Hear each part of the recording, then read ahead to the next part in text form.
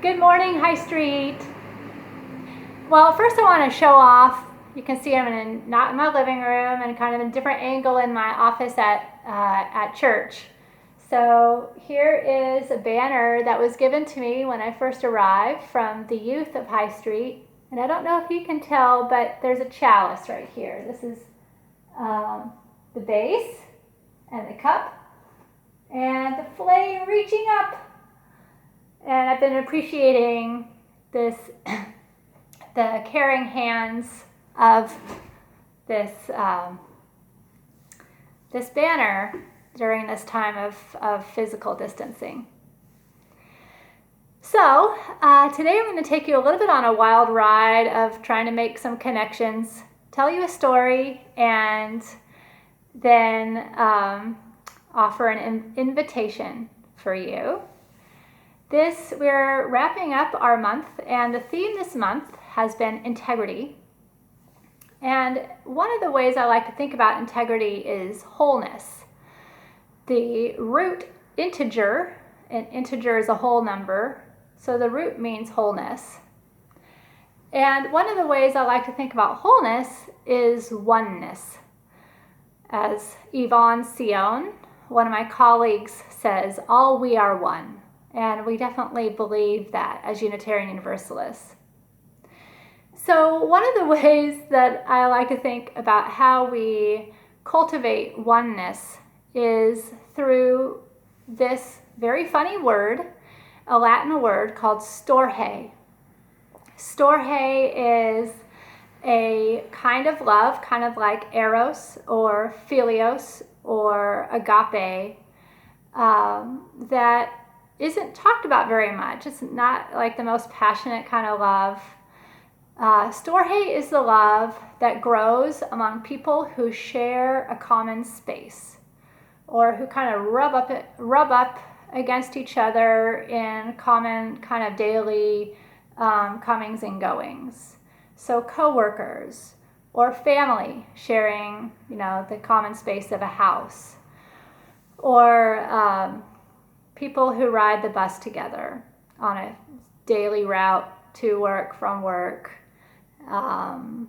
bank tellers and clients, mail carriers and residents, neighbors. So that's the love that you feel for the people that you see fairly frequently, but you might not know very well, but you still appreciate them, and if they got in trouble, you might actually go out of your way and vouch on their behalf. So one of the powerful parts of storge that goes back to oneness is that it helps us to see each other across our differences as human beings. It's very humanizing love. And so it helps us to love across differences. Oh my gosh, we need more of that today. So, and it's been interesting because of COVID-19 and the physical distancing. In some ways, storge has been taken out of our life cycle, or our life, our structure of our life, our daily routine. We might be working from home and not see coworkers as much, or maybe we're not riding the bus, or but in other ways, maybe we are more appreciative of storge, if we are more appreciative of our neighbors, or the people that we might see and interact with at the grocery store. So one story that comes to mind for me is kind of experiencing storge in my family. My grandpa lived far way away in Cincinnati, Ohio, and I grew up in Seattle. But, I would see him at least once a year, and definitely had a love and an affection and an appreciation for him.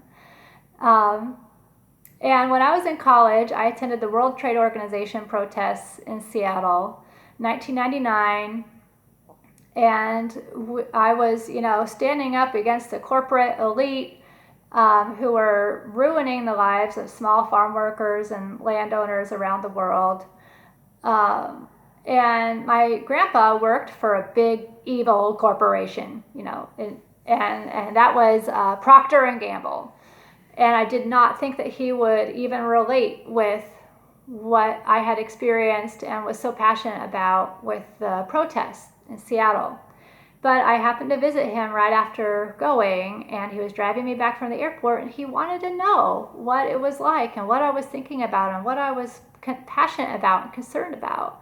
I was being very reticent, didn't want to talk, didn't think he would understand. And he said, oh, and we were very different politically, at least superficially, so I did not think he would understand. But he said, and I will always remember this, you know, Cassie, we are more alike than you think. And it just kind of opened me up to trying to find common ground with him. It opened me up to that power of storge, of loving across differences. So this Sunday, we're going to break up into small groups for a time and share stories of storge, of the love, if you want to call it that. Maybe that's too strong a word for you. Affection, appreciation that you've felt for someone that you might not know very well, but who you see frequently. And just lifting up the value of that kind of love. So think of someone, think of a place, a time when someone really made a difference in your life. And maybe it was because of that affection that grows from shared time and space. Storge. See you Sunday.